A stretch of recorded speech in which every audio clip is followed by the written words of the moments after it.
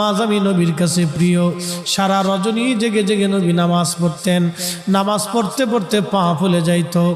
আম্মা জান আয়েশা একদিন ডেকে বলেন, ইয়া রাসূলুল্লাহি, আপনার আগে পরে সব গুনাহগুলি মাফ, আপনার তো কোনো গুনাহ নাই নবী গো, তারপরেও কেন আপনি এইভাবে নামাজ পড়েন?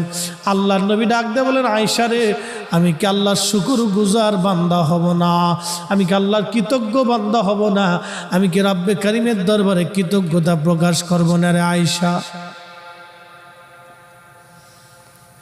আল্লাহর হাবিবের কাছে প্রিয় ইবাদতের নাম হলো সালাত, নামাজ।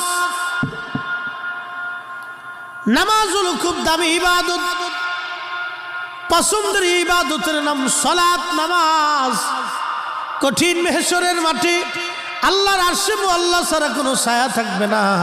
ওই ব্যক্তিকে আল্লাহ ছায়া দিয়ে দিবে যে ব্যক্তি নামাজ পড়ে মসজিদ থেকে বের হয়ে আসার পরে তার হৃদয়